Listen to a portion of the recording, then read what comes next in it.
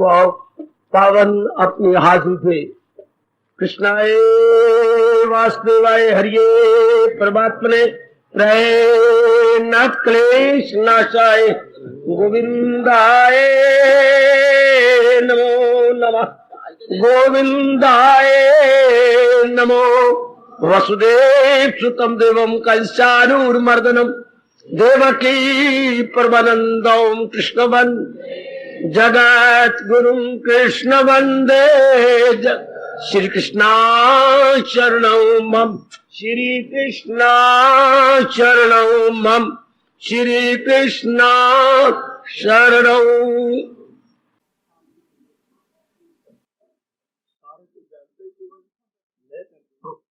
बड़भागी गीता के पैरोकार मेरे सज्जनों, धार्मिक भाइयों, आओ अपने मन को एकाग्र करें, जोड़ दे भगवान जी की अत्यंत कल्याणकारिणी वाणी में। एक प्रश्न पूछा जा रहा है जो अभी बताना बड़ा जरूरी है। हमारे इष्टदेव गीता जी में सहनशीलता पर बहुत जोर देते हैं। कई बार उन्होंने कहा ये संसार द्वंदात्मिक है, सुख के साथ दुख, दिन के साथ रात, हानि के साथ लाभ, ये सारे आपस में दो करके मिले। जन्म के साथ मरण, मान है तो अपमान, आयशियत है तो बीमारी, बीमारी फिर कई दिन रगड़ के फिर जाती है, ठीक है रहती तो नहीं पर रगड़ती खूब है। इसलिए जिनको हमने मान दिया, आदर दिया, प्यार दिया, वही अपमानित कर देते हैं। सगा बेटा, सगी बेटी, अपना चाचा और भी नजदीकी रिश्ते, ये सारे अपमान का तो बड़ा रगड़ते हैं अच्छी तरह। और भगवान कहती है सहे जा खुशी से कि पानी है। ये बात बिल्कुल ठीक है, क्योंकि इस संसार के अंदर सहने की सिवा कुछ चारा नहीं, और मौके पर हम फेल हो जाते हैं। प्रकाश डालिए हम कैसे सहन करें और उस अवसर पर गिरा न करें। यह है आपका प्रश्न जो सबके लिए बहुत ही जरूरी है। लोग कर अब ये 1 घंटा लगभग चुपचाप और प्रशांत वातावरण में बैठे हुए शांतिपूर्वक सुनिएगा। हम सहनशील बने तो कैसे? इस विचित्र और विलक्षण संसार में जन्म लेकर व्यवहार करते हुए, और व्यवहार हमारा किनके साथ है? जो रजोगुणी तमोगुणी है। सतोगुणी के साथ सतोगुणी का व्यवहार बहुत कम होता है, क्योंकि सतोगुणी का इतना व्यवहार नहीं होता। जिसका सतोगुण बढ़ता जा रहा है, याद रखना उसका एकांत बढ़ता जा रहा है, उसके कर्तव्य घटते जा रहे हैं, उसका लेन देन घटता जा रहा है। ज्यादा समय वो एकांत में रहेगी।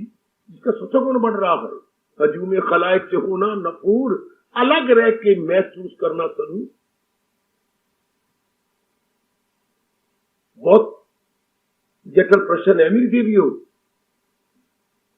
बड़ा विचित्र प्रश्न है ये।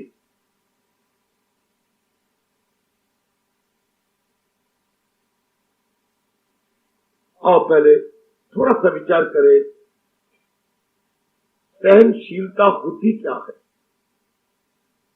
एकाग्र रहना। भगवान करे सबका भला हो इस प्रश्न से। सहनशीलता किसे कहती है? जो हमारे अनुकूल ना हो। सर्दी गर्मी दोनों किसी पहुंचे हुए रब के प्यारे को बराबर लगती है। आप जिस अवस्था में है, दोनों नहीं कह सकते मुझे दोनों अच्छी लगती है। ध्यान देना, दिन और रात आप नहीं कह सकते मुझे दोनों अच्छी लगती है। जिस अवस्था में आप जा रहे हैं, मैं रजोगुणी की बात नहीं कह रहा, तमोगुणी की बात तुमको नहीं कह रहा, आप सज्जनों और देवियों की बात चला रहा हूं। सेहत और बीमारी भगवान तक जो पहुंच गया उनको लिए बराबर है, लेकिन आपके लिए नहीं कि सेहत बीमारी बराबर नजर आए। आपको कोई ना कोई अनुकूल, किसी के दिन अनुकूल, किसी के रात अनुकूल। और सेहत तो हर एक चाहते हैं, बीमारी तो कोई भी नहीं चाहता।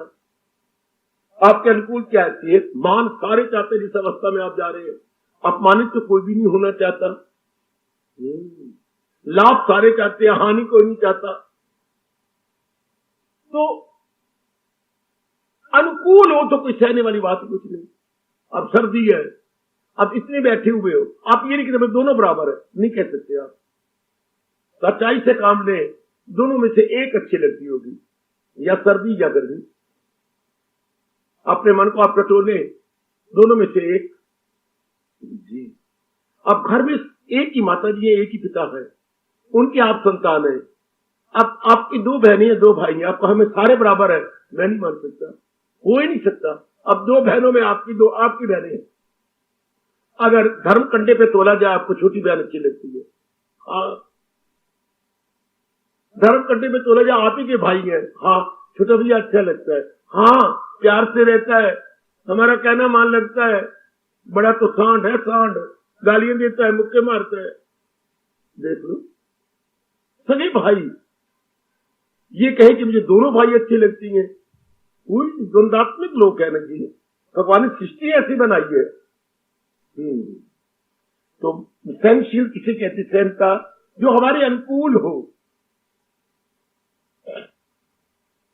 बेटे, जो हमारे अनुकूल हो उसमें तो सहनशीलता की जरूरत ही कोई नहीं। जो हमारे प्रतिकूल हो उसको सहन करना सहनशीलता होती। जो हमारे उल्ट मौसम आ गए, हम नहीं मानते। जैसे ये गर्मी का मौसम था, गर्मी थोड़ी थी, ज्वालामुखी थी, प्रकृति ने ज्वालामुखी का रूप ले लिया था, ज्वाला उगल रही थी। अच्छा शायद ही कोई होगा जो कह गया अच्छा दबदाता, लेकिन अनुकूल नहीं थी, वो सहनी पड़ी। तो इतना मोटे तौर पर रखिए, जो आपके अनुकूल नहीं, हाँ, उसको ले लेने में सहनशीलता काम आती है। उसे ले लेने में, हाँ, उसे कहते हैं सहन, बर्दाश्त करना। शील मैंने स्वभाव। कोई धर्मशील होते हैं, उन्हें धर्म बड़ा प्यार लगता है। अच्छा, कोई सहनशील होती है, उन्हें सहने का स्वभाव बन जाता। शील में होते बेटे स्वभाव। स्त्रीलिंग होगा तो शीला, पुल्लिंग होगा तो शील, यानी सहने का स्वभाव बन गया है जिसका, सहनशील। Power of forbearance, power of forbearance. ठीक है। और ये भी हम देख चुके हैं, इसके अंदर हमेशा हमारे अनुकूल कोई वातावरण नहीं रहता, कोई घटना नहीं रहती, कोई रिश्तेदार नहीं रहता। और तो और हम किसी को शिकवा कह दे, मेरी देवी मेरे सजना, अपने शरीर ही अपने अनुकूल नहीं रहता। इतना हमारे निकटतम और प्रियतम है शरीर, हालांकि इतना डियरेस्ट और नियरेस्ट, तो भी ये हमारे अनुकूल नहीं रहता। हाँ, नाना प्रकार के पापड़े वेले जाते हैं शरीर की सेहत बनाए रखने के लिए, फिर भी हम देखते हैं ये हमारे अनुकूल नहीं रहता।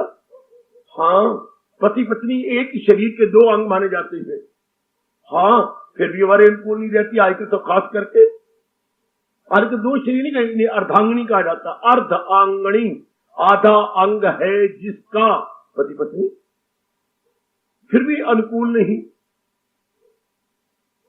ये बड़ा विचित्र समय जा रहा है।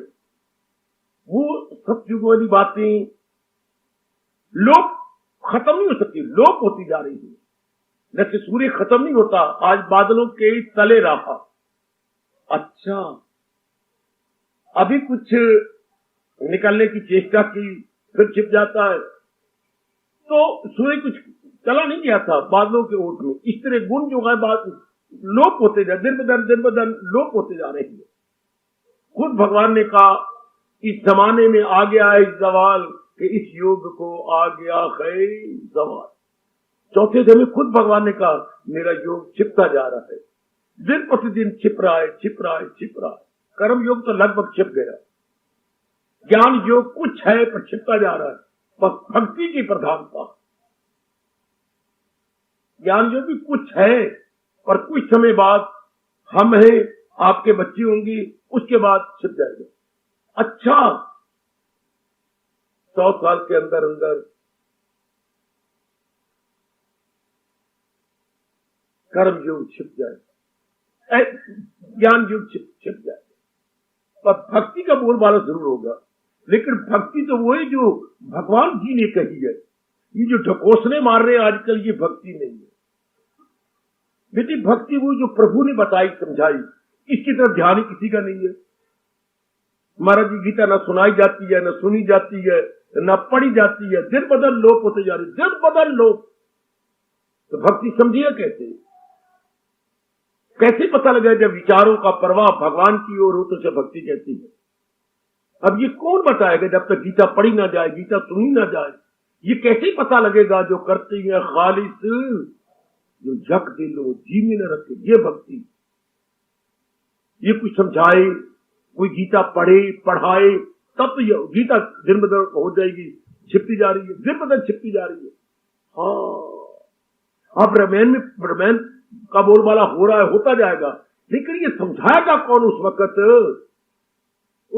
कहूं मैं अनुभव अपना, सत हरि भजन जगत सब सपना। ये समझाएगा कौन? चाचा आके समझाएगा। भक्ति की शुरुआत तो रामायण से यही होती है। उमा, ये कौन कह रही है? ये हमारे शंकर जी कह रही है। उमा आ, मैं तुझे अपने इष्ट देव की जीवनी सुनाऊं, सुनाओ मेरे प्राणनाथ जरूर। ये देखिए भक्ति शुरू हो गई। उमा कहूं मैं अनुभव अपना, मैं अपना अनुभव तुझे बतलाऊं। इस सारे संसार में सत्य है तो भगवान जी है, मेरे राम जी है, और जगत उनका बनाया हुआ सपने के समान है। लो बाबा, भक्ति कैसे शुरुआत होगी? मन लगे भगवान की ओर। अब इस तरीके से कितनी मुश्किल है भक्ति समझना। क्या हमने सत की महिमा गा दी तो जिसकी महिमा गाएंगे, पॉलिटिक्स बनाएंगे, मन उधर झुक जाएगा, भक्ति शुरू होगी। लेकिन इतना विस्तार किया जाए, हमारे में सोई हुई भक्ति को जागृत किया जाए। भक्ति तो हर एक में होती है, पर सुषुप्त अवस्था में है। अब कल युग में देखो, आपको बड़ा अच्छा मौका मिला है, और वो भी गीता के माध्यम से। सही भक्ति गीता द्वारा बताई गई। रामायण में है तो सही, पर समझनी बड़ी मुश्किल है, क्योंकि वो एक जीवनी चल रही है। जीवनी में नाना प्रकार के रूप नजर आते हैं। जहां रूप हो वहां क्या होता है? उतराव चढ़ाव, उतराव चढ़ाव है। जैसे आज मौसम उतराव चढ़ाव में रहा, वाह, जिसे बोलते हैं वो अप्स एंड डाउन। अब गीता में अप डाउन है ही नहीं। गीता में सीधी बात करेंगे, सीधी। गीता की भक्ति ज्ञान से मिली हुई है। गीता का ज्ञान भक्ति से मिला हुआ है। गीता का कर्म भक्ति और ज्ञान दोनों से मिला हुआ है। जानकारी मेरे से लो। रामायण की भक्ति सिर्फ भक्ति या ज्ञान नहीं लिया हुआ है, वहां दिखाया गया वैराग और ज्ञान उसके पुत्र है। वाह, रामायण आपकी ये बताती है, भागवत पुराण ये बताते हैं उसके पुत्र है ज्ञान और वैराग। गीता कहते नहीं, तीनों ही स्वतंत्र मार्ग है, तीनों ही स्वतंत्र मार्ग। महिमा गाने लगी तो भक्त को कह दिया, वही गए, वही सबसे गए मेरे प्यारे भक्त, उनको इतनी महिमा दे दी। जो मकसूद आला समझ ले मुझे, वही भक्त गए सबसे प्यारे मेरी। ज्ञान की महिमा गाने लगे तो नहीं चाहे, वाह मेरे रब्बा, ओए भगवान को तीनों प्यारे, नहीं चाहे जहां में कोई करे पाक फितरत जो इंसान की।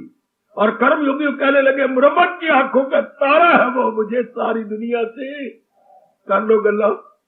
भगवान ने सबको वोट दिया, किसी को छोटा नहीं कहा, बड़ा नहीं कहा।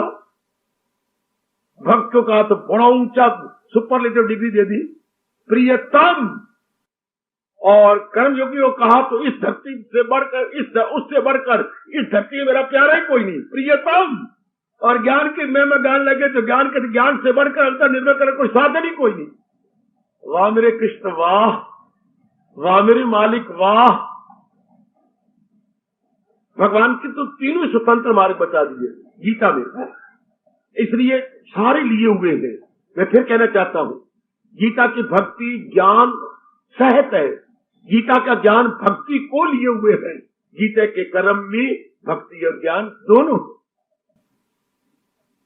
वैसे स्वतंत्र है, लेकिन एक दूसरे को लिए हुए हैं। एक दूसरे को लिए हुए हैं।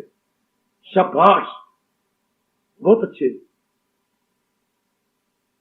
तो अब जरा लीजिए जो चर्चा हम चला रहे हैं, क्या अब हम भक्ति के माध्यम से महाराज जी के मार्ग पर बढ़ रहे हैं, बुद्धि को निर्मल कर रहे हैं। मेरे सज्जनों, मेरे देवियों, मन को निर्मल करते जा रहे हैं। बुद्धि में एक ही निर्णय रख लिया, भगवान की भक्ति करनी, बुद्धि निर्मल। अच्छा, मन में जब भगवान के विचार शुरू हो जाते हैं और भगवान का चिंतन हो जाता है, मन निर्मल। और जब कर्म भगवान के प्यार से करने लगते हैं तो कर्म निर्मल। ये पहले किसी ने बताया नहीं। अब हम तीनों को निर्मल कर रहे हैं, बुद्धि को भी, मन को भी, तन को। ये तीन ही अंग मैं और आप लेके पैदा हुए हैं। ये बुद्धि का स्थान, नाभि से पूरे 10 अंग मैंने बताया था, ये मन का स्थान, और बाहर के 10 अंग, 5 कर्म इंद्रियां, 5 ज्ञान इंद्रियां। अब बड़ा भारी परिवर्तन आ गया, इससे हम कहेंगे शानदार इनकलाब। बुद्धि ने भक्ति का निर्णय कर लिया, इनकलाब। पर कितने निर्णय कर रही थी और बर्बाद हो रही थी। मन में कितने ऊट-पटांग विचार होते थे। मेरा मत कहने का मतलब अशुभ विचार, अब पूरे भगवत संबंधी विचार उठते हैं। या तो भगवान का चिंतन होता है या भगवत संबंधी विचार उठते हैं। मन निर्मल, इसे बोलते हैं उच्च विचार, इसे बोलते हैं हाई थिंकिंग। हिंदुस्तान का शुरू से हमारे व्यास जी ने जयकारा यही लगाया जी, सादा जीवन उच्च विचार, हिंदुस्तान का यही व्यवहार। पता है कि नहीं आपको? हमारे 2-3 जयकारे हिंदुस्तान के, उसमें ये एक है, सिंपल लिविंग, हाई थिंकिंग, सादा जीवन उच्च विचार, हिंदुस्तान का यही व्यवहार। हमारा व्यवहार क्या है? हमारे मैनर्स क्या है? हमारे एटिकेट क्या है? सादा जीवन उच्च विचार। विदेश वाले बिल्कुल उलट है, फैशनेबल लाइफ है उनकी और विचार निकृष्ट। एक दूसरे को शरीरों पर मस्त है, धन पे मस्त है, शराब पीना उनका गंदा, खाना उनका गंदा, कैरेक्टर उनका गंदा। वो जानते नहीं कैरेक्टर किस नीली पीली चिड़िया का नाम होता है। आज आपके बने हुए हैं, कल आपसे रूठ कर दूसरे को ले लिया, तीसरे को ले लिया, चौथे को ले लिया। आज ये उनके लिए बड़ी भारी समस्या है जिसका उनके पास हल नहीं है। एक जीवन में 3-4 शादियां करा बैठती है, फिर वह नियम क्या है कि जो पहला बच्चा होता है, अगर वो अब लड़ गए हैं तो पहला बच्चा पति का है, ही है या शी। अच्छा, दूसरा बच्चा फिर पत्नी का है, तीसरा बच्चा फिर पति का है। अगर लड़ पड़े तो 2 वो ले जाए, 1 तू ले जा। अच्छा, फिर आप लेके पर आगे गए, आगे कौन सा बैठा? फर्स्ट हैंड, वो भी मां का पुत्र सेकंड हैंड है। उसकी भी एक लड़की लड़का पहले आए, 2 आप ले आए, वो ये सिले सिलाए पजामे कमीजे वो सिलाई बैठा पहले। वहां तो रेडीमेड गारमेंट्स हैं, रेडीमेड बच्चे। यहाँ तो गारमेंट बिकती हैं रेडीमेड, और विदेश में क्या है, रेडीमेड जो है बच्चे, रेडीमेड बच्चे। कुछ आप ले गए, कुछ उधर आई बैठी है भागा भरी। भागा भरी भी अपने साथ लाई है, और भागा भरा भी अपने पास 1-2 लिए बैठा है, क्योंकि आपने भी दूसरी शादी कर रही है, आप भी सेकंड हैंड कर रहे हैं, वो भी सेकंड हैंड है। सेकंड हैंड को आमतौर पर सेकंड नहीं मिलती है, फर्स्ट हैंड को फर्स्ट हैंड मिलती है। अच्छा, अब 2 बच्चे आप ले गए, 1 बच्चा उधर बैठा हुआ, 3 बच्चे। आगे फिर खेती लगनी है, फिर आगे प्याजों की पनीरी शुरू होनी है, फिर आपके बच्चे होनी है। अब ये चर्चा वहां चल पड़ी है क्या? अब पत्नी कहती है, देखो आप तो दफ्तर से आए हैं, मैं पहले आए बैठी हूं, my children and your children quarrel with our children. उनकी कोर्ट में कोई इसका फैसला नहीं हो पा रहा। जो मैं बच्चे लेके आई और आपके बच्चे थे, हाँ, इन दोनों ने इत्तेफाक कर लिया है। और जो हमारे नए नए बच्चे होंगे, इनके साथ लड़ाइयां करते हैं, my children and your children quarrel with our children. भाई मेरे मर गए, वो मर गए, वो मर गए। और लाना तो विदेश वालों, माई चिल्ड्रन एंड योर चिल्ड्रन। कुछ मैं ले आई, 2 पले पलाए गारमेंट्स ले आई, सिले सिलाई कमीजा, कोई पजामे आपके सिले हुए थे 1-2, मतलब 2 बच्चे आपके थे। My children and your children quarrel with, जो नई पनीरी हो गई है, क्वार्रेल विद आवर चिल्ड्रन। नर्क बना हुआ उनके घरों के अंदर, नर्क। शुक्र है अभी मेरा देश बचा हुआ है तो बीमारी कुछ चल पड़ी है जरूर है देश में, लेकिन बहुत बचा हुआ। ये मनमानी का बहुत परिणाम ये हो रहा है। गम बेहिसाब उनको दिन हो के रात, बहुत बड़ा गम, बड़ा भारी गम। आना अपनी बात करें जिसमें हम समझने की चेष्टा कर रही हैं। ये तीनों जो गीता ने दिए हैं, कर्म योग, भक्ति योग, ज्ञान योग। पहले कर्म योग कहा करो, पहले 6 अध्याय कर्म योग के हैं और बीच वाले 6 अध्याय आपके 7 से 12 ये भक्ति योग के हैं और 13 से 18 ये ज्ञान योग के हैं। भगवान ने ऐसे सिस्टमेटिकली हमें समझाया, बताया है। पहले 6 अध्याय बोलिए किसके हैं और बीच वाले 6 अध्याय और आखिरी 6 अध्याय ज्ञान। और मैं कुर्बान हूं, मैं कुर्बान। ये नहीं कि कर्म योग में भक्ति की बात, कर्म योग में भक्ति के भी श्लोक आएंगे, लेकिन ज्यादा प्रचुरता, अधिकता कर्म योग की होगी।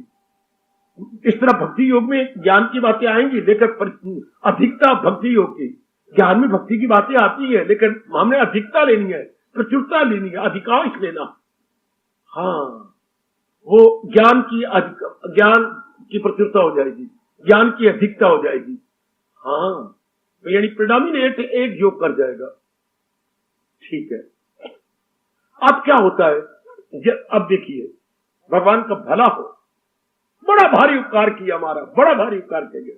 हाँ, ध्यान देना, ऐसे नहीं सहनशीलता सहन होता, बच्चे ऐसे नहीं सहन होता। सहन के लिए एक गुण लेना पड़ता है। अच्छा, जैसे आजकल के जमाने में आपकी शादी ऐसे नहीं होती, वरना आपको गरीब घराना मिल जाएगा।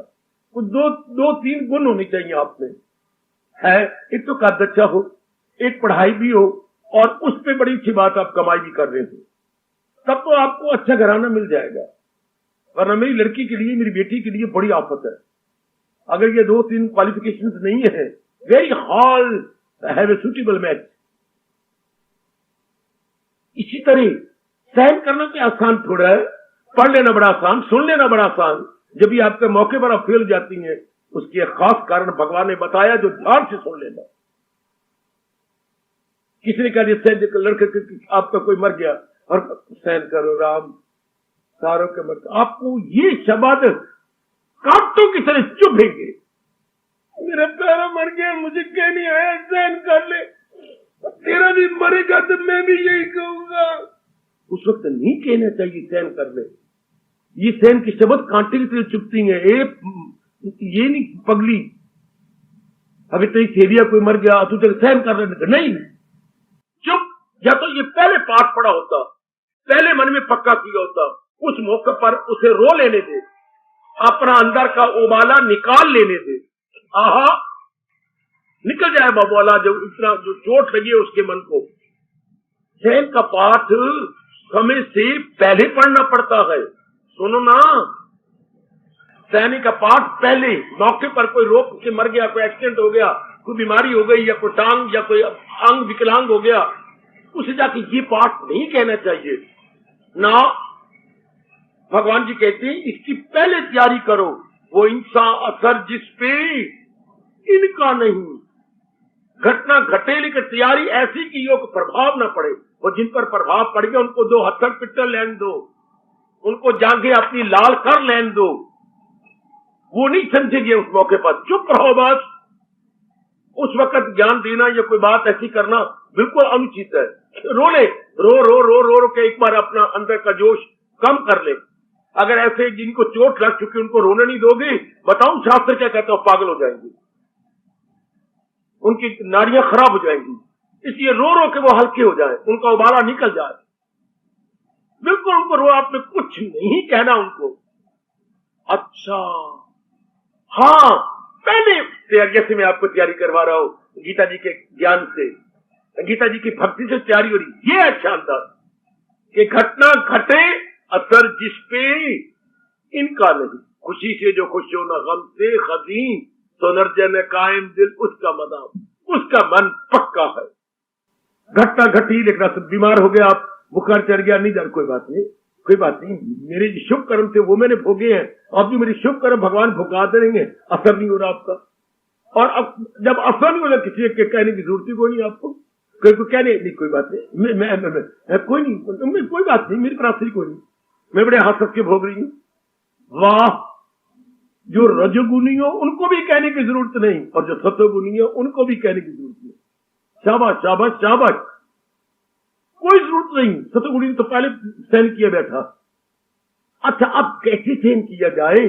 सुनिए, मां कितना बर्दाश्त करती है। आप जरा आजमा के देख रहे मेरे इन शब्दों को। आधा घंटा बच्चे को जरा पकड़ के रखो, बच्चा जो 2.5 साल का या 1.5 साल का या 3 साल के नीचे नीचे है, आधा घंटा रखो, उगता जाओगे। और वो देखो दिन रात अपने साथ चिपकाए फटती है बंदरिया की तरह। दिन रात आप चिपकाए हो, कभी इस ओर कर लेती हो, कभी इस ओर कर लेती हो, कभी जांघों पर लिटा लेती हो, कभी किसी तरह कभी किसी तरह, उगताती नहीं, घबराती नहीं। लेकिन श्रीमान जी का मन जन्म से ही पक्का होता है, मजबूत होता है। नर का मन, नारी का मन भगवान ने पहले ही उबले हुए आलू की तरह नरम बनाया है, उबले हुए आलू की तरह।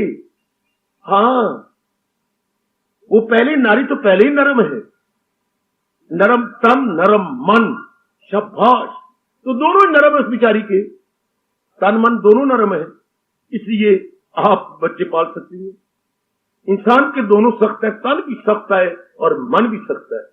एक तन के साथ रखे से हड्डियां चुभेंगी काके नू, और आपके साथ रखे तो उससे क्या चुभती नहीं, प्यार मिलता है। अब जहां पर हमें कहा क्या जा रहा है? हाँ, सहने के लिए पहले प्रेम चाहिए। आए खाए खाए वो सुनो नेक जीवो, और उन जीवनों जिन्होंने प्रश्न कर रखा है वो तो ध्यान से 4 कान लगा के सुन ले। सहने के लिए प्रेम चाहिए। सुनो मेरी बेटियों, आप तो खासकर घबरा जाती हो।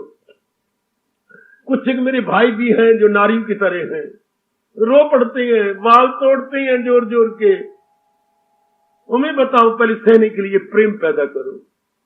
किसके प्रति? भगवान के प्रति। कैसे प्रेम पैदा होगा? कि प्रेम ना बाड़ी उपजे, प्रेम ना हाथ पिकाए। ना तो ये खेती इसकी होती है प्रेम की कि हम ले आए, और ना ही बाजार की हाथ पे बिकता है कि हम खरीद लाए।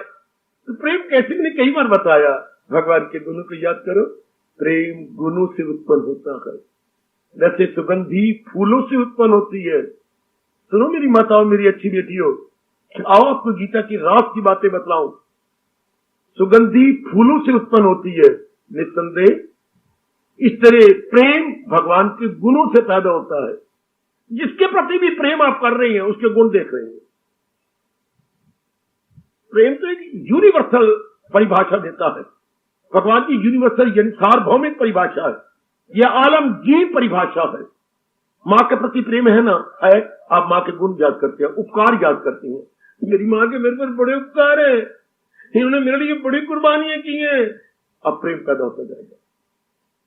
बार बार देखो, पिताजी की बड़ी कुर्बानी है मेरे लिए, पानी की तरह रुपया बहा दिया मेरे ऊपर। अब प्रेम पैदा होता जाएगा।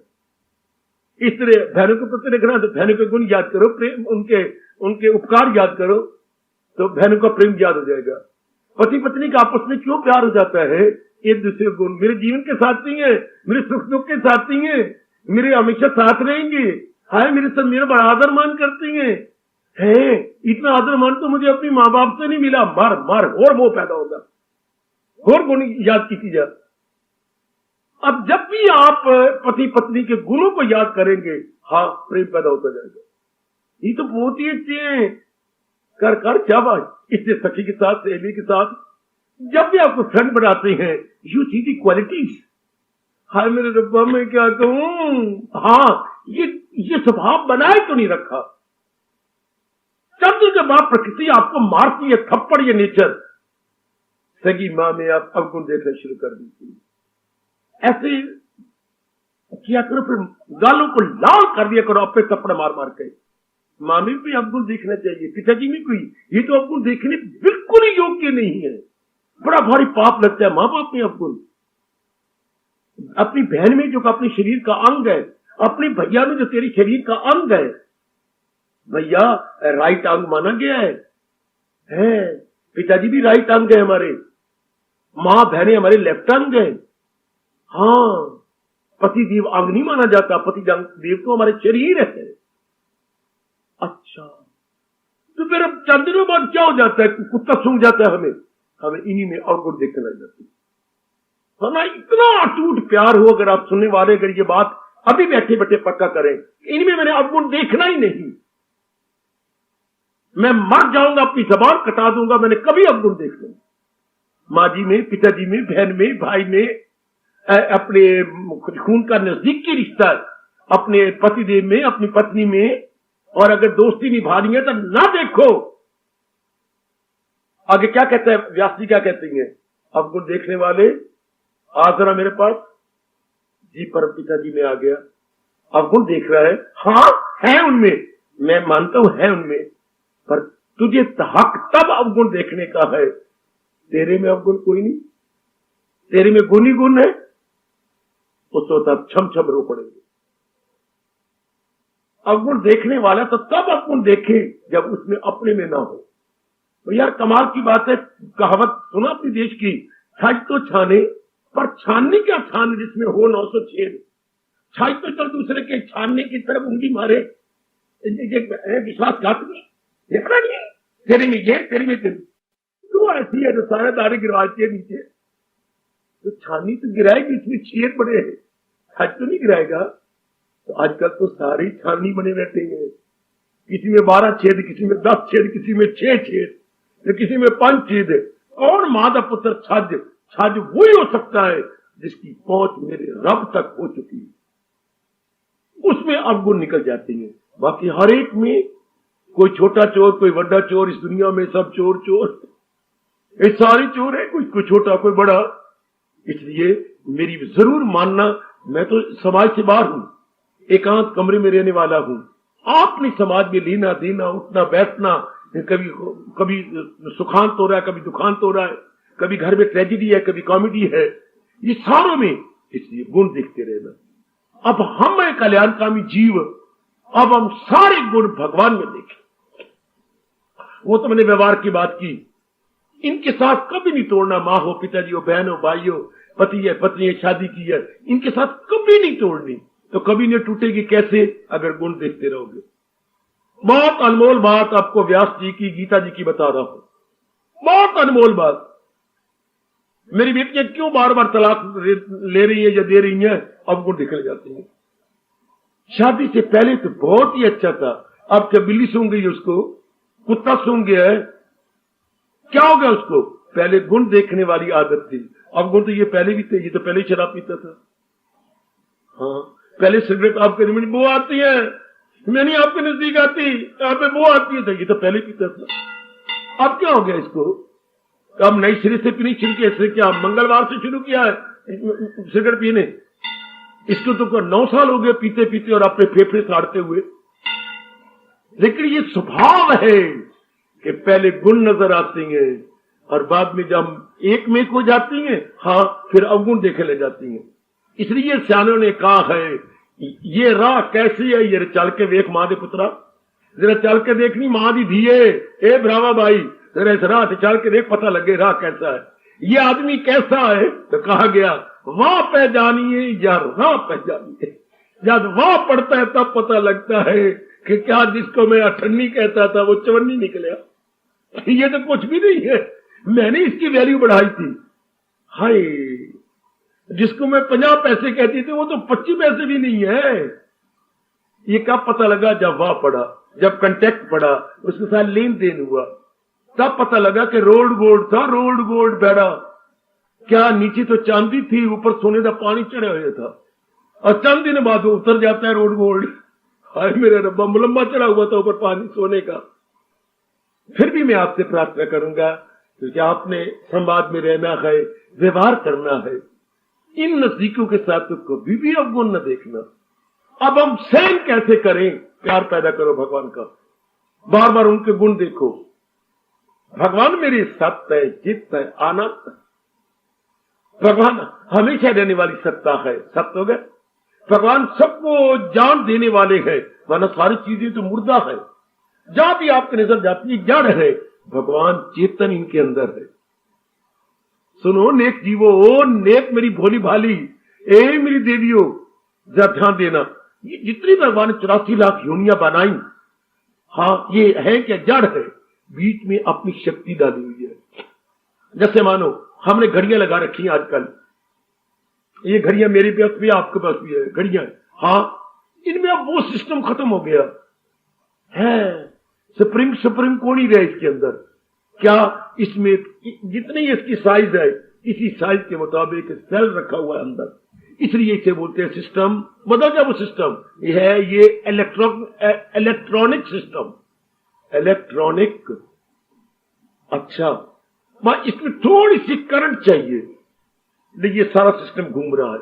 वो सारा अंदर गरारियां गरूरियां और ये वो और स्प्रिंग स्प्रुंग, वो पुरानी कहानी हो गई, वो हमारे दादाजी के वक्त की टाइम थी। और अब आपका वक्त क्या है, आपका तो सारा हो गया ये इलेक्ट्रॉनिक, सारा सिस्टम इलेक्ट्रॉनिक हो गया। सेल चला रहा है, उसमें मूवमेंट सेल पैदा कर रहा, जिससे बाहर के ये सुइयां चल रही है। अच्छा, तो जैसे हर एक में सेल है जो इनको चला रहा है, सुइयों को, बाहर के मिनटों सेकंडों की सुइयों को, इसी तरह रब दा सेल हर एक के अंदर दे। मुझे महापाप लगे अगर मैं झूठ बोलूं तो। मैं हूं आत्मा जो है जानदारों के दिल में मची। परमात्मा की शक्ति को हम हिंदू लोग आत्मा बोलते हैं। परमात्मा की शक्ति क्या बोलते हैं जी? आत्मा, आवर ओन सेल्फ। सुनो अपने धर्म की रास की बातें और तर जाओ। परमात्मा की शक्ति इनको चला रही है। परमात्मा सर्वव्यापी है। हाँ, उन्हीं की शक्ति हर एक के अंदर है। हम सारे परमात्मा के अंदर रहते हैं कि जब भी जाप क्या करो सवेरे तो ये देखकर मेरे प्रभु सर्वव्यापी हैं, और सर्वव्यापी में मैं बैठी हुई हूं। आय हाय आय हाय आय, वो बड़ा लाभ उठा रहा हूं इस भाव का। उस सर्वव्यापी में मैं बैठा हुआ और जाप कर रहा हूं। भगवान सर्वव्यापी है। भगवान जी नीचे ऊपर जा रही है। ये भगवान का स्वरूप क्या है? ज्योति स्वरूप, जो तारीकियों से बहुत दूर है। भगवान ज्योति स्वरूप है। अच्छा अच्छा अच्छा, और वो सर्वव्यापी है ज्योति स्वरूप में, अति सूक्ष्म है। तो हम जा भी बैठे वो सर्वव्यापी रूप में जा रहे हैं। अच्छा, तो वही सत्ता चला रही है। अब जब हम कहती हैं क्या कि मेरे पिताजी ने शीश छोड़ दिया, समझते हो मतलब क्या? हाँ, जो भगवान की शक्ति को अंदर, यहां है मेरे भगवान की शक्ति। मैं आपको बताऊं बच्चे, ये हम तिलक लगाते हैं, बस जरा तिलक से थोड़ा सा ऊपर, मतलब हमारे अनुभव का लाभ उठा लो। हम हिंदू लोग जब भी बैठते हैं जाप में, मुसलमानों की तरह नहीं, हम बैठ के सीधा ध्यान दो भ्रुवों के बीच में यहां करते हैं। जैसे छठे अध्याय में राज खोला गया, बहुत कमाल के प्रभु ने खोल दिया। ये दो भ्रुवें आंखों की, आईब्रोज, ये आप कहिए, ये तो आई लेड होती है ना, ये ब्रोज, तो ये जहां महाराज जी की। तो क्या होता है अंत समय जब शीश छूटना हो, तो महाराज जी ने एक सिस्टम बना दिया है कि ये छाया भगवान की नहीं पड़ती। बस जब वो छाया ना पड़ी, बस ये तो पहले मरा हुआ था। कभी विचार करना एक आदमी बैठ कर हुआ, ये तो शरीर तो मरा हुआ है, भगवान की वो शक्ति निकल गई। भगवान ने इस शरीर को छोड़ दिया, तो ये तो मुर्दा था ही। घड़ी तो जा रखे, क्या होता है, घड़ी खड़ी हो गई, हम कहते हैं भाई सेल खत्म हो गया। ये आजकल जो टार्च नहीं जलती, भाई सेल वीक हो गया। थोड़ी थोड़ी लाइट आती है, चुन्नी आदमी की तरह, जैसे किसी का चुन्नी है तो यूं देखते, यूं क्या की इस तरह टार्चे में चुन्नी उड़ाती है, थोड़ी थोड़ी लाइट देती है, चुन्नी हो गई, अर्थात तो उसका सेल वीक हो गया, फिर हम नया सेल डालते हैं। इसी तरह जब कोई शरीर छोड़ देता है, उसकी शक्ति निकल गई। किसी भाई को शंका हो तो मैं बड़े राज की बात है, मुझे जान लो, मैं खामोश हो जाता हूं। मरता मुरता कोई नहीं, मरे तो हम सारे हुए हैं। पहले हैरानगी होगी आपको, बड़े राज की बात ये गीता की, मैं बैठा हूं आपके सामने, खूब अनुभव किया इस राज को मैंने, कि पहले देखे तो सही जिंदगी क्या है, मौत क्या है। व्हाट इज, मेरी भक्ति यहीं से शुरू हुई थी। What is death, what is life, पहले हम देखें तो सही जिंदगी की क्या है और मर जाना क्या है। माता जी मर गए, पिताजी मर गए, चाचा मर गया, हमारी आंखों से बड़ी बहन मर गई, फलाना पिता का जवाई मर गया, ये होगी कि मरना क्या होता है। शरीर पूरा पड़ा होता है, नक से शिक तक, every part of the body is there. Even then we say कि बॉडी इज डेड, क्या डेड हो गया? वो भी शक्ति, भगवान ने शक्ति को निकाल दिया। चूंकि पहले मुकर्रर किया हुआ था कि 40 साल, इतने दिन, इतने घंटे रहना है और अपनी वासना पूरी कर लेनी है। हाँ, तो हम लोग अंतःकरण को निर्मल करके भगवान की वाणी सुन के हम अंतर्मुखी हो रही हैं। अंतर्मुखता से हमारे अब वो निकल जाते हैं। हाँ, हम धीरे धीरे करके उस ज्योति के नजदीक जा रहे हैं। जब हम ज्योति के नजदीक से बोलते समाधि, तम से वृत्ति परे हट गई, विचारों से ही परे हट गई, मन से जा पहुंची वृत्ति किसके साथ, एक के बुद्धि के पास। तो बुद्धि पहले निर्मल की होती है, ये आपका पास ही है, तलीन हो गई। इसे बोलते हैं समाधि, अनुभव, रियलाइजेशन। वहां रियलाइज करती है कि ये सत्ता है जो सारे संसार में व्याप्त है, ये मेरे भगवान जी हैं, शरीर को चला रहे हैं। फिर तो अवस्था में क्या बताऊं, वो तो अनुभव की अवस्था है, वो तो मेरे देवी एक शानदार अवस्था है। अभी मेरे कहने पर इतना विश्वास कर लो, पहले विश्वास करना पड़ता है, फिर अभ्यास करते करते श्रद्धा हो जाती है, फिर निष्ठा। मैंने बताया था आपको, अनुभव आपका खुल जाएगा। सुनिए शर्मा जी क्या फरमाते हैं। हाँ, तलीन हो गए पुत्र, तलीन हो गए बेटे। समाधि का मतलब तलीनता। समाधि का और अर्थ न लगाओ शर्मा जी, तलीनता बेटे। जैसे मेरी समाधि में आपको आलिंगन कर लूं अपने में और आपको छाती से चिपका लूं, ये समाधि है। वह वृत्ति चिपक जाती है उस स्वरूप के साथ, उसमें तलीन हो जाती है। या यूं कहूं जैसे पानी में कोई गोता मार नक दबा के हम पानी में तलीन हो जाते हैं। एक मेघ तो तब हो जब आपका शीर छूट जाए। एक मेघ तब कहा जाएगा मेरे सज्जनों, मेरी देवियों, जबकि वो वृत्ति जाए फिर बाहर ना आए। समाधि में इसलिए कह रहा हूं, घंटे 2 घंटे बाद आप फिर देह अवस्था में आ जाएंगे। जो देह अवस्था में आ जाएंगे तो उसे समाधि कहेंगे। और जो एक मेघ हो गए वो मां समाधि हो गए। हम हिंदू लोग उसे मां समाधि कहते हैं। पुराने महात्मा जी ने मां समाधि ले ली, अर्थात फिर वो देह अवस्था में ना आए। कितनी क्लियर कर दी है भगवान की गीता का, बड़ा भारी उपकार है कि जिंदगी क्या है और मौत क्या है। किसी भी शास्त्र ने, देवियों भगवान की कसम, मैं सबके सामने कह रहा हूं, इतना क्लियर नहीं किया। और फिर उसके ये बता के फिर उसको अनुभव कैसे किया जाए, गीता ने अनेक साधन बता के हमारे पर बड़ा भारी उपकार कर दिया। सिर्फ ये इस राज को खोला, फिर how to realise, how to approach. भगवान कहते घबराता क्यों है, कर्म से कर ले, भक्ति से कर ले, ज्ञान से। भगवान ने 3 क्यों बताए। कोई ऐसे इंसान होते हैं जो कर्म किए बिना नहीं रह सकते। कोई ऐसे इंसान होते हैं जिनमें मन प्रधान होता है, भावुक होती हैं, इमोशनल माइंडेड होती हैं। कोई ऐसे होते हैं जिनकी बुद्धि का बड़ा विकास होता। 3 प्रकार के आपको भगवान के भक्त मिलेंगे। हाँ, देह प्रधान, उनको भगवान ने कहा तो कर्म योग लेके मेरे पास पहुंच जा, जो आ गया। मन प्रधान तो भक्ति लेके मेरे पास पहुंच जा, जो आ गया। बुद्धि प्रधान तो बुद्धि के ज्ञान लेके मेरे पास पहुंच जा। शुरू से लेकर अब तक और जब तक दुनिया रहेगी ये 3 प्रधान रहेंगे। जिनमें देह प्रधान होगा, राजा जनक की तरह कर्म योगी बन के भगवान के पास पहुंच जाएंगे। अच्छा, जिनमें मन प्रधान होगा, नारी की तरह आप मन प्रधान है तो भक्ति लेकर के भगवान की जात में तलीन जाएंगे। मीरा की तरह, अपनी राधा की तरह, हाँ, या आप सब की तरह आप में मन प्रधान है। अब जिनमें बुद्धि प्रधान, सुखदेव की तरह, हाँ, उद्धव की तरह, हाँ, विवेकानंद की तरह, गुरुदेव जी की तरह, हाँ, वो क्या लेंगे, वो कर्मयोगी ले सकते, वो भक्ति द्वारा नहीं, वो ज्ञान लेकर तलीन हो जाएंगे। शाबाश शाबाश शाबाश, ये सीधी बात है। हाँ, अभी तो आप मेरे महाराज जी की वाणी सुनने आए हैं। हाँ, पिताजी का स्कूटर लेके आ गए। अब तुम वो नीली सी सन्नी स्कूटरी सी लेके आ गई, वो छोटी सी हिरनी स्कूटरी में कहते हिरनी। न तेरी सेहत है, न तेरी स्कूटरी की सेहत है। ये छोटी बहन तो हिरनी लेके आ गई और भैया टूटा हुआ साइकिल लेके आ गया। अब घर में और क्या था, वो पिताजी वो लेके आ गए। मैंने कहा स्कूटर, आप सन्नी छोटी सी स्कूटरी लेके आ गए, आप साइकिल लेके आ गए, जिसका माड़ गाड़ी कोई नहीं, आप जाती बात डलवा लेना। अब जो घर में पड़े थे इस तरह, कोई आप आए तो एक जगह हो ना और फल एक जैसा पा रहे हो, इस तरह कोई कर्म योगी बन गया, भगवान में तलीन हो गया। राजा जनक जैसे इंसान हुए, इसी तरह नेकी किए जाओ तुम, जहां को भलाई दिए जाओ तुम। और कोई भक्त बन गए। हाँ, भक्तों में सबसे बड़ा नाम आता है हमारे हिंदुओं में देव ऋषि। नारद ऐसे बोलते जैसे तेरे चाचा लगता नारद। पहले बोलो देव ऋषि नारद। क्या बोलना चाहिए?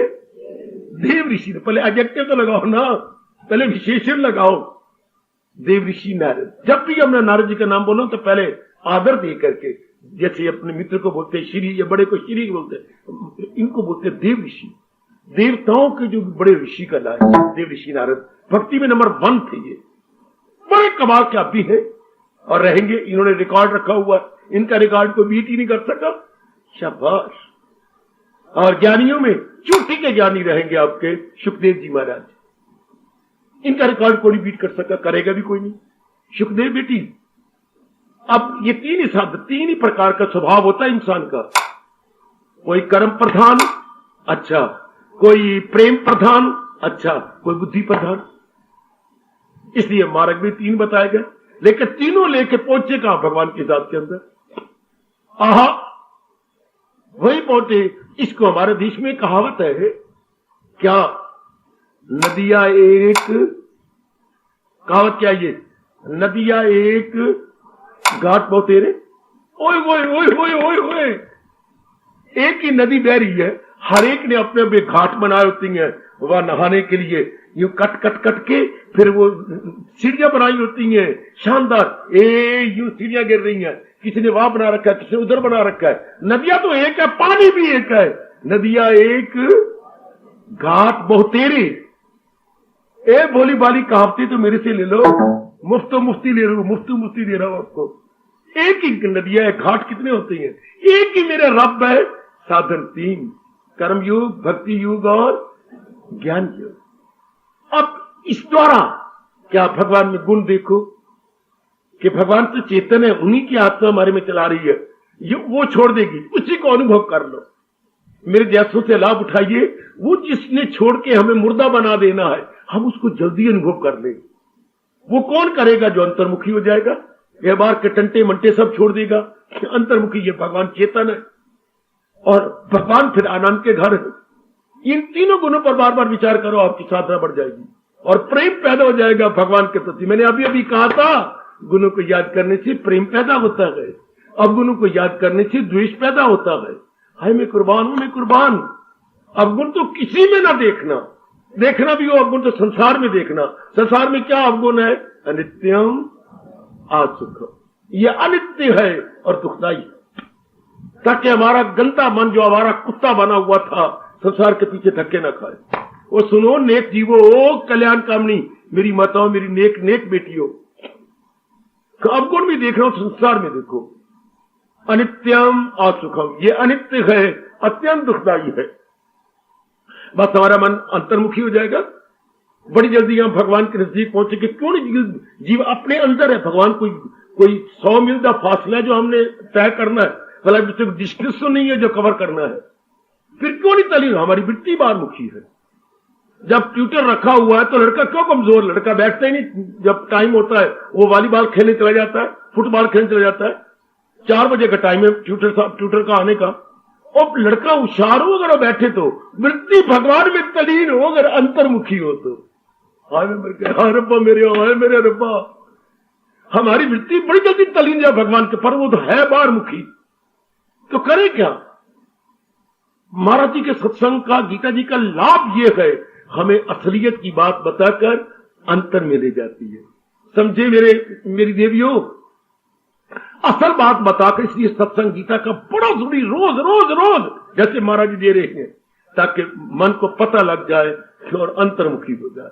आहा, अभ्यास उसका जारी हो जाए। उधर देखो भगवान आपकी पीठ ठोक के आपका मस्तक चूम रहे हैं मेरी प्रभु। अगर योग वो यूं कमाता रहे तो मन उसका काबू में आता रहे। इस तरह भगवान के फरमान के अनुसार कमाई करता जाएगा, तरीन हो जाएगा भगवान के अंदर। बाकी दुनिया की चीजों दिन रात एक करके प्राप्त करना पड़ता है, और रब तो प्राप्त है, प्राप्त नहीं करना पड़ता, अनुभव करना पड़ता है, अनुभव करना पड़ता है। रब के लिए अनुभव लगाती है, चीजों के लिए प्राप्ति होती है। चीजें क्या है? अप्राप्त है, अप्राप्त की प्राप्ति, और रब क्या है? प्राप्त की प्राप्ति। हाय मेरे रब्बा, हाय मेरे रब्बा। दुनिया की चीजें अप्राप्त की प्राप्ति, और रब क्या है? प्राप्त की। हाय मेरे रब्बा, पहले प्राप्त है, simply we have to realise.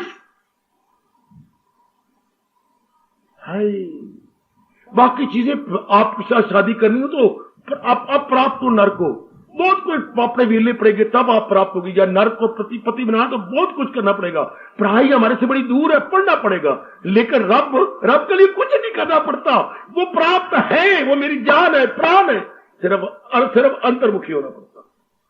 कुर्बान हो मैं कुर्बान।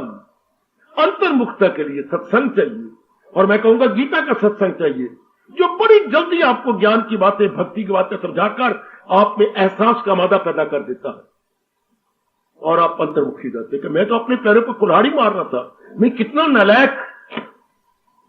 इस तरह प्रेम पैदा हो जाता है भगवान के गुणों को याद करके। हाँ, गुणों को याद के प्रेम पैदा हुआ। आप प्रेम में क्या होगा, हर बात आप हंस के सह जाएंगे, हर बात। जो आप प्रश्न कार्य के मौके पर फेल हो जाती है, इसका मतलब यह है भगवान के प्रति आपका प्रेम पूरा नहीं जागा। एक बेटे के लिए कितना सहन कर लेती है, बेटे के लिए नहीं, बेटे के प्रति प्रेम है, प्रेम सहन करवा देता है। एक पति के लिए कितनी सास उसकी कितनी कैसी गंदी गंदी बातें कहती है, फिर भी सहन कर लेती है ना। हाँ, ननद तुझे कैसी मिली है, चंद्री है ननद, हाँ तेने मुझे मार पवाई नहीं ननदे, शिकायतें लगा लगा करके, फिर भी देख ले, हाँ सहन कर लेती है ना। हाँ, पति के प्रति प्रेम है ना। एक बेटी मेरी कितनी सहन कर रही है, इस पराये पुत्र के प्रेम में भरकर सब सह रहे हो ना। और कभी रो रो के एकांत में कह भी देती हो, मां तेरे दी सह न सका, तेरे बिना मैं रह न सका। है ये कहावत कितनी अच्छी है, मां तेरी दी सह न सका, ये पति कह रही है हमारी बहन, मां तेरी दी सह न सका, तेरे बिना मैं रह न सका। तेरी मान से मुझसे बर्दाश्त नहीं होती, तेरे बिना मेरी जान निकलती है। फिर गल की बनी, फिर ये क्या होगा, क्यों तेरे बिना मैं रह सकता, प्रेम तो जाग गया। यही प्रेम अगर भगवान के प्रति हो जाए, हंस हंस के सह जाओ, हंस हंस के सहे जाती हैं जुल्म सितम, आपकी खातर बढ़ के न रुकेंगे ये कदम, आपकी खातर एक रोज निकलेगा ये दम, आपकी खातर। भगवान के प्रति प्रेम जागृत करो, फिर आप सह लोगे। वरना इस विचित्र दुनिया में रह के सहनशील बनना असंभव, असंभव, असंभव। अगर सहनशील बन जाते तो आत्महत्या कोई ना करता। आत्महत्या कब करती हो, जब वश नहीं चलता। दिन ब दिन भारत में आत्महत्याएं खासकर नारी की बढ़ती जा रही है, नहीं सहा जाता इनसे। सहने की भी कोई हद होती है, लेकिन प्रेम की कोई हद नहीं। हाय बेटी, प्रेम की कोई हद नहीं। इसलिए अनुभवियों ने कहा प्रेम परमात्मा है, परमात्मा ही प्रेम है। Love is God and God is love. हाँ, ये कितने प्यारे शब्द हैं, लव इज गॉड, हाँ बाबा, गॉड इज लव। लेकिन लव आएगा कहां से, गुणों को याद करने से। हमने बेवकूफी की, गुण इधर उधर देखने लग गए। अब आप लोगों को मैं कह रहा हूं, भगवान ने देखो, अब आप सहन कर दो। गुण देखो भगवान में, भगवान के नाम पर इसी जो रब ने नामे अध्याय में ये पत्ते की बात बताई, फकत मेरी खातिर तू हर काम कर, हवन दान दे सब मेरे नाम पर, तेरा खाना पीना हो मेरे लिए, वो तेरा तप से जीना हो मेरे। ओ नेक जीवो, ओ प्रश्न करने वालों, ओ प्रश्न करने वाली मेरी देवियों, भगवान के प्रति गुणों को याद करके प्रेम पैदा करो। अब उनके प्रेम में क्या क्या नहीं बर्दाश्त कर जाओगे, सब कुछ सहन हो जाएगा, सब कुछ। प्रेम में इतनी शक्ति है, हम सब कुछ बर्दाश्त कर लेते हैं, और कोई चारा नहीं दे, कोई हिला नहीं, कोई वसीला नहीं, कोई जरिया नहीं, कोई अल्टरनेटिव नहीं, कोई बदल नहीं, इसकी कोई विकल्प नहीं। इसका प्रेम में बड़ी ताकत है। दो मित्रों में प्रेम होता है, कितना सहन कर जाते हैं। घर के अंदर बहन भाई के साथ प्यार होते हैं, कितना बर्दाश्त कर जाते हैं, कितना सहन हो जाता है। दो भाई गीता नगरी में खेल रहे थे, हाँ ये बैट बॉल को बैट गेम में खेल रहे थे, एक ने वारी नहीं दी, छोटे भाई ने अड़ी कर दी, बड़े हाथ में बैट था, जोर का मारा, आंख तो बच गई पर ये अंदर चली गई, टांके लगवाने पड़े। अब बड़ा भाई देखने योग्य रो पड़ा, भैया भैया मारा भी आप, खुद ही मारने वाला, खुद ही रोई जा रहा है, मैंने क्या कर दिया, अम्मा भाग, इनको टांके लगवा। अब भैया को साथ लिपटा हुआ है, मारा भी आप है, ये क्या हो गया? प्यार जाग गया। तो मैंने अपने भाई को मार दिया, गली में रोता जा रहा है, मैंने मारा भाई को, हम खेल रहे थे, इतने बारी नहीं थी, मैंने मार दिया आपने। तो देख लो, तरफ पी रहा है, रो भी रहा है। और छोटे भाई कह रहे तुझे क्या हो गया? मैंने तुझे मार दिया है, इतना खून जा रहा है तेरा। देखिए प्यार, प्रेम में। और छोटा भाई सहन कर रहा है, हालांकि छोटे को गाली देनी चाहिए थी, मुक्के मत ने मुझे मार दे, छोटा कुछ नहीं कह रहा, बड़ा रोई जा रहा है। प्रेम में आदमी बहुत कुछ सह जाता है। प्रेम में बड़ी ताकत है मेरी देवियों, मेरे सजनों। अगर इस संसार में खुशी खुशी रहना जी, भगवान के प्रति प्रेम पैदा करो। भगवान के लिए जीवन काटेंगे, हम बड़ी खुशी से सह जाएंगे, बड़े प्रेम से सह। और कोई तरीका नहीं जे, कोई इसकी गोली नहीं बाजार में बिकती, कोई टीका नहीं, बे टीका लगा लो सहन कर जाएंगे, नहीं सह सकते। कोई इसकी कोई कैप्सूल नहीं आता कि 2 कैप्सूल खा लो तो सहनशीलता आ जाएगी, बिल्कुल गलत। भगवान के प्रति प्रेम पैदा करो, जिसके लिए आप सहना चाहते हो उसका प्रेम पैदा करो। अगर माँ के लिए सहना, माँ के प्रति प्रेम पैदा हो जाए, पिताजी के लिए, बहन के लिए, भाई के लिए, पति पत्नी के लिए, कितना कोई प्रेम होता है, पर उस प्रेम को नहीं बोलते, मोह कहते हैं, दैट इज अटैचमेंट। फिर भी आप बर्दाश्त कर जाती है, फिर भी आप सहन कर जाती है। करो गुणों को याद, प्रेम पैदा हो जाएगा।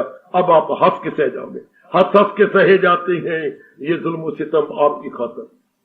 परमात्मा ही सर्दी गर्मी सुख दो कहानी लाभ मान पान जन्म मरण, जो कुछ भी आप भेज रहे हो तेरे प्यार में सब सहन कर जाएंगे।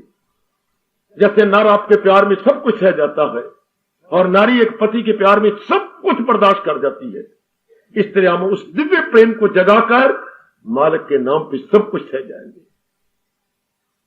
ध्रुव कैसे सहन कर गया? हाय, प्रहलाद इतने जुल्म अपने बाप पे कैसे सहन कर गया? हाय, विवेकानंद ने विदेश में इतने पत्थर खाए किसके नाम पर? भूखा मरा किसके नाम पर? हाय, जरा भक्तों की जीवनी तो पढ़ो, कितने कष्ट सहे। अच्छा मेरे मालिक, हमारे सुदामा जी की जीवनी है, मेरे कहने पर पढ़ो, इतने कष्ट, 2 बच्चे आग में सड़ गए, हाय, और खाने को नहीं बच्चे मांगते हैं, पिताजी कुछ लाए, भूख लगी है, हाय। बेटी में गया तो था, वह मिला भी था, फिर किसी वैरी ने उठा लिया, मेरा तो कोई वैरी नहीं, पर मुझे वैरी समझते हो, सर को उठा के ले गए। फिर मैंने कहा जो आपकी इच्छा प्रभु, हिला दिया सुदामा ने भगवान का तख्त, जो आपकी इच्छा मेरे प्रभु। इतने जुल्म सह गया सुदामा, किसके नाम पर? उसी के नाम पर अब हम सहेंगे। और सहने की तरीके कोई नहीं। मीरा पर कितने जुल्म आए, हाय, राधा बिचारी की कैसी चटनी बनाई गई, पर किसके नाम पर सह गई? उसी के नाम पर सह गई। जा रही है महाराज जी मथुरा के अंदर, राधा रास्ते में रास्ता रोकी खड़ी है और वो ले जा रही है हमारे, कौन लेने आए थे? कौन? अक्रूर जी, अक्रूर थे ना, अक्रूर लेने आए हैं। अब सारथी रथ रोक दो, बिल्कुल रास्ते के अंदर खड़ी राधा। अक्रूर ने पूछा ये कौन है? ये देखो जवाब क्या दे रहे हैं भगवान जी, और कमलो रास की बातें मेरे से लो, ये कौन है? अक्रूर जी ने कहा ये सारी दुनिया तो मेरे पास आती है, पर मैं अकेला इसके पास जाता हूं। जवाब लो जरा, जवाब देखो। आपके पास तो फुर्सत ही नहीं है, कमाने कुमाने में टाइम लगा देते हो, और हम लोग तो शास्त्रों के कीड़े हैं, खोजते रहते हैं। सारी दुनिया तो मेरे पास आती है, भगवान जवाब दे रही है, और मैं इसके पास जाता हूं। अक्रूर जी समझ लो ये कौन है। गए, राधा राधे राधा, राधे राधा, नहीं दूंगी, कुछ कहना हो तो कहो, आगे जवाब लो। राधे राधा, शब्द देखिए जरा, शब्दों के साथ कैसे खेल गए। राधे राधा, राधे राधे, मतलब राधे दे, राधे दे। हाय अगर बार बार बोलूं तो रास्ता जी में बीच में ये ध्वनि निकल आएगी। राधे राधे राधा राधे, हाँ नहीं दूंगी। अच्छा तो फिर अच्छा राधा कुछ कहो, जवाब लो। कहा तो उसको जाता है प्रभु जिसको कुछ पता ही ना हो, जो सब कुछ जानता हो उसको क्या कहा जाए। देखिए देखिए देखिए भगवान की नजरें नीचे हो गई। तो मैं कहूं तो उसको जो कुछ ना जानता हो, आपको तो सब कुछ पता है। हाँ अगर आपने छोड़ के जाना ही था, इतना प्रेम का जाल क्यों फैलाया।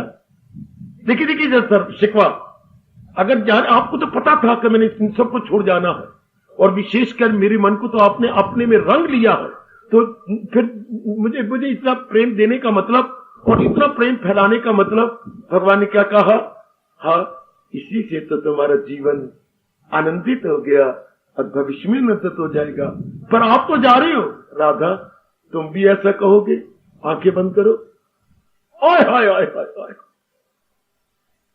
धड़ाम से गिर पड़ी चरणों पर। बस सबको ये बता देना, जब भी प्रेम में तुम आंखें बंद करोगे, मुझे मुस्कुराता हुआ अपने अंदर देखा करोगे। ये होता है प्रेम। अब इस प्रेम में कौन, एक लकड़ी भी होगी तो सह जाएगी, एक जड़ चीज भी, जड़ में भी मैं कैसे कह दूं। मेरे सजनों देवियों, प्रेम में सब कुछ सहा जाता है, सब कुछ सह लेते जी। हम भगवान करे इस प्रसंग के अनुसार प्रभु हमारे अंदर अपना दिव्य प्रेम जगा दे, फिर उस प्रेम में हम सब कुछ, सर्दी हो गर्मी हो, सुख हो दुख हो, हानि हो लाभ हो, कोई मरेगा कोई जन्मेगा, कुछ होगा, कोई मान देगा अपमान देगा, पर हंस हंस के सहे जाते गए ये सब जुल्मों सितम आपकी खातिर। आशा है प्रश्न करता हर काम करें, फिर हम सारे काम भगवान के लिए करेंगे, सबके काम हम भगवान के लिए करेंगे। अब आरती उतारने से पहले मैं आपके लिए मीठा मीठा कीर्तन लाया हूँ, कीर्तन करते हुए आरती उतारेंगे। कृष्ण जगत गुरु वाणी आली, सुन लो भाइयों ये वाणी निराली, सुख देने वाली। कृष्ण जगत गुरु वाणी आली, सुन लो भाइयों ये वाणी निराली, सुख देने वाली।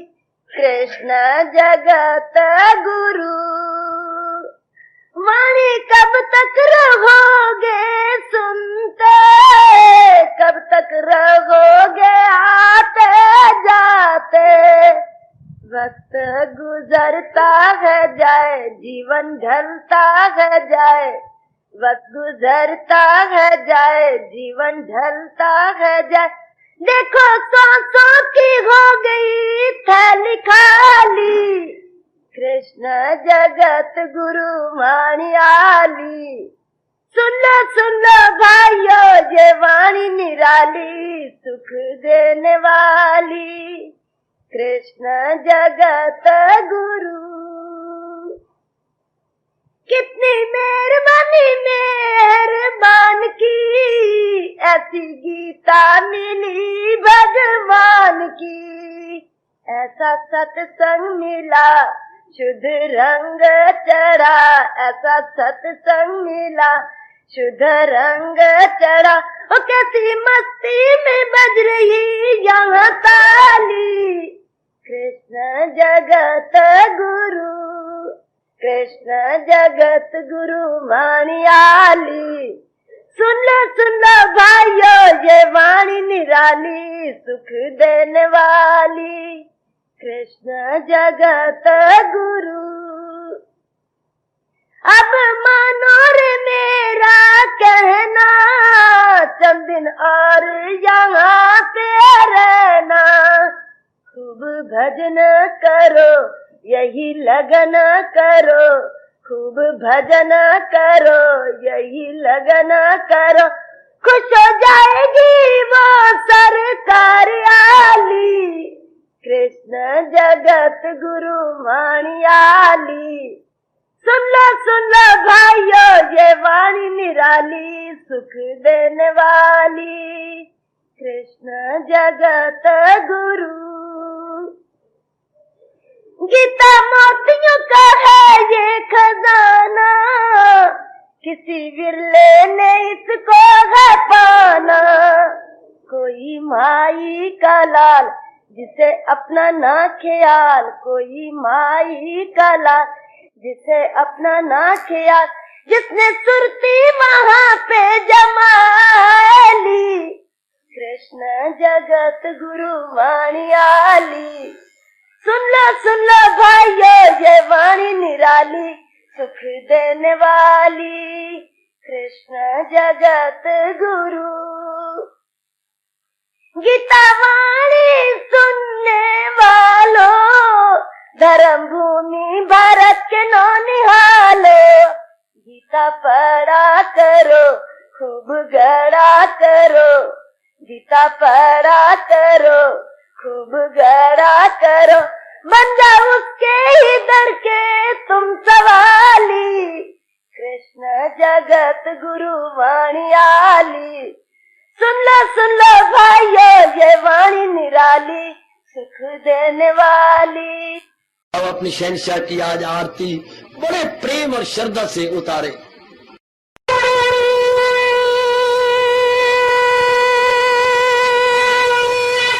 ओम जय जगदीश जय हरे स्वामी जय दीना लात हरे भगत दास जनों के अवगुण